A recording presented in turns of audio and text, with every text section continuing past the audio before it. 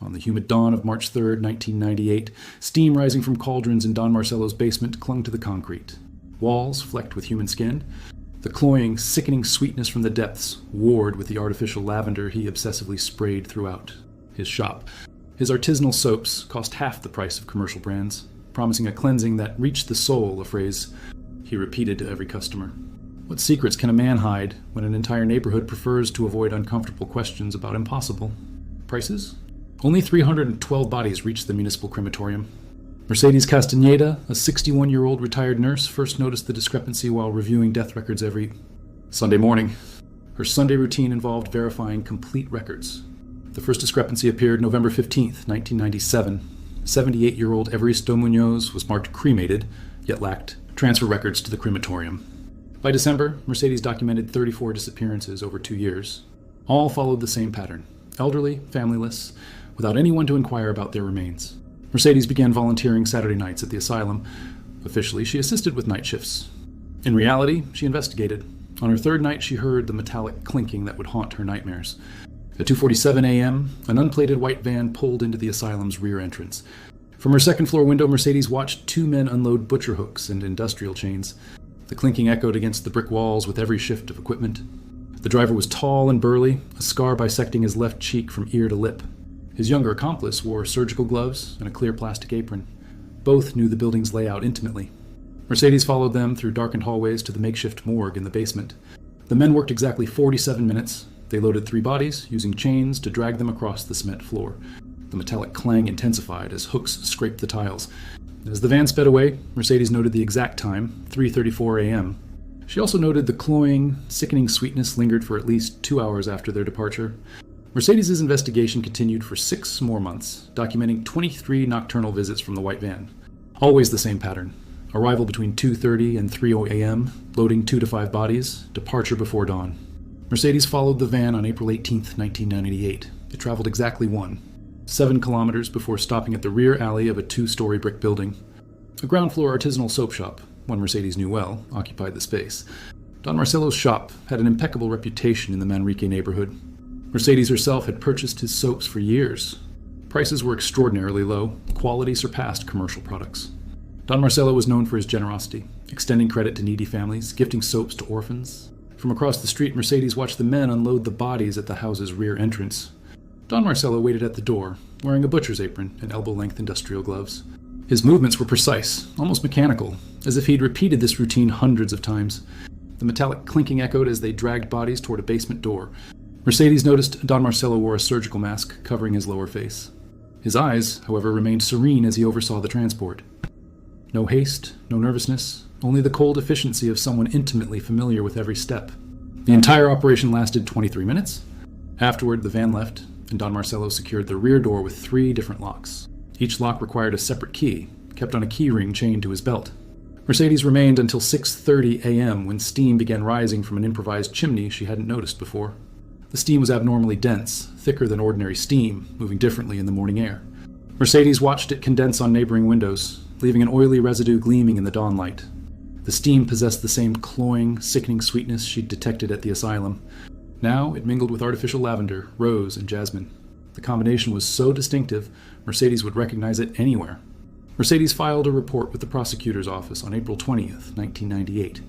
Assistant Prosecutor Rodrigo Salazar, 38, initially dismissed the case as senile delusion. Mercedes had to insist for 3 weeks before Salazar agreed to review the asylum documents. Mercedes' submitted files showed discrepancies in 127 death records between 1995 and 1998. All missing elderly shared similarities: advanced age, lack of family, limited resources, terminal illnesses, or severe dementia. Director Esperanza Villarreal, 49, displayed a defensive and nervous demeanor throughout the visit. When Salazar inquired about cremation records, Villarreal responded that the files were being reorganized. This time, Salazar brought 3 judicial police officers and a forensic photographer. They found the basement morgue empty, but the walls retained dried bloodstains and organic residue. Forensic analysis confirmed human blood from at least 6 individuals. They also found traces of caustic soda, glycerin, and fatty acids used in soap making. The lab required 12 days to process all samples. While awaiting results, Salazar ordered discreet surveillance of Don Marcelo's shop. Agents documented a steady stream of customers all day. Sales were especially brisk on Saturdays and Sundays when entire families arrived to purchase soaps for the week. Surveillance also revealed regular nighttime deliveries of raw materials. Suppliers arrived in small trucks between 10 and 11 p.m., unloading metal drums directly into the house's basement. On June 2nd, 1998, forensic lab results confirmed Mercedes' worst suspicions. Seized soap bars from Don Marcelo's shop contained saponified human fat and microscopic fragments of ground bone. The chemical analysis was irrefutable. The operation, involving 15 judicial police officers, commenced at 6 a.m. on June 3rd. Don Marcelo was arrested while preparing a new batch of soap in his basement. The scene that greeted investigators exceeded all expectations. The basement was a fully functional saponification laboratory. 5 industrial cauldrons occupied the center, connected by a copper pipe system Don Marcelo had personally welded. A homemade distillation system, shelves filled alphabetically organized chemicals, and butcher tools hung on the walls, with surgical precision. The largest cauldrons held 200 liters each, equipped with industrial thermometers and automated stirring systems, adapted from commercial kitchen equipment. Walls around each cauldron displayed splatters of fat, partially but never fully cleaned. In the far corner, investigators found partial remains of 3 bodies in various processing stages. Bones had been meticulously separated from soft tissues, using techniques only someone with anatomical knowledge could execute. Fat was stored in metal drums labeled with dates, numerical codes, and notes on each batch's specific quality. Don Marcelo kept detailed records of each processed body. Investigators found notebooks containing information on weight, estimated age, decomposition state, and fat extracted from each corpse. They also included notes on chemical formula adjustments based on each raw material's specific characteristics. The basement walls were covered in white tiles Don Marcelo obsessively scrubbed after each work session. Forensic analysis, however, revealed human fat had seeped into the tile grout, creating an indelible yellowish stain. Pattern. Don Marcelo used butcher hooks, suspended from chains, to move bodies from the rear entrance to work tables. The system allowed him to work alone, without assistance. During initial questioning, Don Marcelo remained cooperative, even somewhat proud of his work. He detailed the saponification process and chemical adjustments needed to create superior soaps using human fat as the base material. Don Marcelo revealed he studied industrial chemistry for 3 years at the National University before dropping out due to financial problems. His technical knowledge allowed him to develop a saponification formula that completely eliminated the characteristic odor of decomposing human fat. Don Marcelo worked exclusively at night to prevent the process's fumes from attracting neighbors' attention. The ventilation system directed all gases into the municipal sewer. The count books found in the basement showed Don Marcelo processed an average of 8 bodies per month. Each body yielded approximately 40 soap bars, sold at 800 pesos each. His monthly earnings exceeded 250,000 pesos, an extraordinary sum for a small merchant in 1998. The investigation expanded to include St. Vincent's Asylum employees, who facilitated the disappearances. Esperanza Villarreal was arrested on June 8th, along with forensic pathologist Roberto Castillo, 52, and night watchman Jaime Rodriguez, 34. Villarreal confessed to receiving 50,000 pesos monthly for 4 years in exchange for granting Don Marcelo access to unclaimed bodies. The money allowed her to keep the asylum running during severe budget crises. Forensic pathologist Castillo admitted to falsifying 89 cremation certificates between 1995 and 1998. His participation generated an additional 25,000 pesos monthly. Castillo used the money to support 2 different families in opposite Medellin neighborhoods. Night watchman Jaime Rodriguez identified familyless bodies and coordinated nighttime collections. He also cleaned up any evidence after each operation. Rodriguez revealed he knew the body's final destination from day one. The case complicated when investigators discovered several municipal cemetery officials were also involved. Cemetery director Aurelio Mendoza, 58, had been charging for cremations that never occurred. Mendoza maintained parallel records showing 312 fictitious cremations between 1995 and 1998. Money from these phantom services was divided between him and 3 other cemetery employees. The operation generated an additional 180,000 pesos monthly. News of Don Marcelo's arrest caused panic in the Manrique neighborhood. Hundreds of families had used his soaps for years. Many reported nausea and anxiety attacks upon learning the true composition of the products they'd used to bathe their children. Studies found no adverse health effects, but the psychological impact on the community was devastating and long-lasting. Authorities also ordered the exhumation of 47 graves in the municipal cemetery to verify they contained the promised remains. In 23 cases, the graves were completely empty. In another 18, the caskets contained wood scraps and stones instead of human remains. Don Marcelo's trial began March 15, 1999, in Medellin's Circuit Criminal Court. The 14-month process became one of the decade's most publicized cases. The courtroom, with a 200-person capacity, filled daily from 6 a.m. with victims' families, national and international. Journalists and morbidly curious onlookers who lined up for hours to secure a seat. Security measures were extraordinary. 12 armed guards protected Don Marcelo during each session. The judge ordered metal detectors at all entrances, after several family members attempted to introduce blunt objects to assault the defendant. The first 2 legal teams resigned after receiving death threats from victims' families. The third team only accepted the case after the state guaranteed 24-hour police protection. The prosecution presented 847 counts of corpse desecration, 127 counts of aggravated fraud, 23 counts of conspiracy, and multiple additional charges related to document forgery and corruption. Don Marcelo pleaded guilty to all charges related to body processing, but categorically denied any involvement in the Asylum disappearances.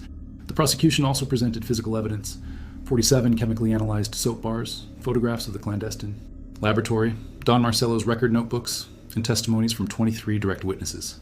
The case complicated when evidence emerged that the operation might have extended to other regional asylums. The most impactful testimony came from 67-year-old Teresa Munera, whose mother died at St. Vincent's Asylum in February 1997. Teresa had searched for her mother's remains for 2 years. Upon learning of Don Marcelo's case, she realized she'd been using soaps potentially made with her mother's body.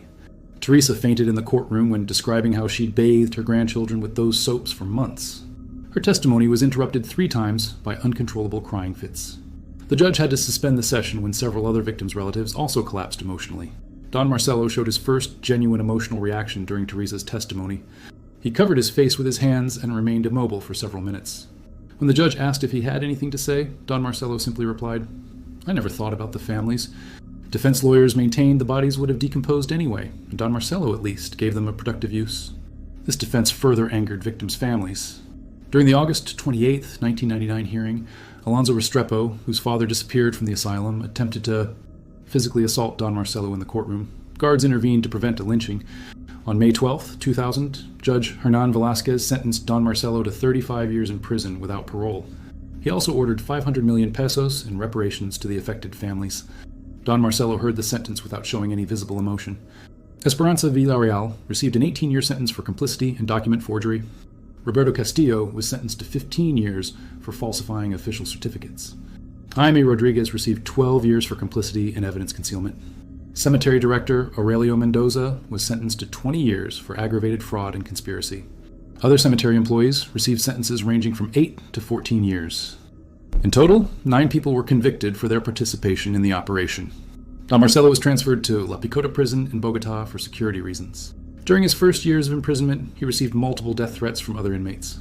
He had to be kept in isolation for 18 months to protect his life. In 2003, Don Marcelo began writing his memoirs from prison. The 347-page manuscript detailed his mental processes during the operation's years. Authorities never allowed publication, but fragments leaked to the press. In his memoirs, Don Marcelo reveals he initially processed only one body as a personal experiment. The resulting soap's quality convinced him to expand the operation. In his own words, it was never about the money, but about the product's perfection. He always worked with classical music playing and kept the basement impeccably clean. To him, there was no moral difference between processing human or animal bodies. Don Marcelo's shop was demolished in June 2001 by order of municipal authorities. The lot remained vacant for over 10 years. Neighbors regularly reported the cloying, sickening sweetness still emanating from the earth, especially on humid nights. The building was converted into a community center, but neighbors avoided using it after dark due to the strange odors persisting in the basement. Mercedes Castaneda never fully recovered from the trauma of discovering the operation. She developed chronic insomnia and panic attacks whenever she heard metallic noises similar to the clinking of chains. She died in 2008 of a heart attack in her sleep. During her final years, Mercedes became obsessed with the idea that similar operations might be operating elsewhere in Colombia. She spent hours investigating unexplained disappearances in asylums and morgues in different cities. Her family found notebooks filled with notes and maps after her death. Don Marcelo is currently serving his 25th year of his sentence in La Picota. At 79, he suffers from advanced senile dementia and no longer recognizes his lawyers or the relatives who occasionally visit. Prison doctors estimate he has only months to live. In 2019, a group of journalism students from Javeriana University attempted to interview Don Marcelo for a documentary about the case. Don Marcelo received them cordially in La Picota's visiting room, but couldn't recall any specific details of his operation. His eyes held the vacant stare of advanced dementia, and his hands trembled constantly due to Parkinson's disease, developed during his years of confinement. During the 47-minute interview, Don Marcelo obsessively repeated the same phrase. The soaps were very good, very good. When asked about the victims, he responded as if discussing a family recipe. The temperature had to be exact, he said with a senile smile. Otherwise, the texture wouldn't be right. In his personal notes, one wrote, "It's more terrifying to see him now, so frail and lost, than when he was the monster. Conscious of his actions, it's as if the evil evaporated, leaving only the empty shell of an old man who speaks of soaps as if they were his greatest pride." Don Marcelo's assets were immediately seized after sentencing, but their total value didn't reach 10% of the 500 million pesos ordered as compensation. The house where the shop operated was sold by the state, but the buyer immediately demolished it due to the inability to eliminate the persistent basement odors. Most of the 47 affected families are still awaiting compensation over 2 decades later. Many relatives have died of old age without seeing economic justice. Their children and grandchildren continue fighting in court, but lawyers estimate the process could extend for another 15 years. The plaque lists the names of the 127 identified victims and includes the phrase, "So we never forget the dignity our dead deserve." If the entire community knew about Don Marcelo's impossibly low prices, why did no one ask uncomfortable questions for 15 years? If Mercedes could uncover the operation in 6 months of personal investigation, why did it take authorities so long to act? The old wooden sign identifying Don Marcelo's shop disappeared years ago, but the metallic clinking that obsessed Mercedes still resonates in the memories of those who lived through that era. Comment below your thoughts on communities that prefer not to ask questions when the answers might be too disturbing.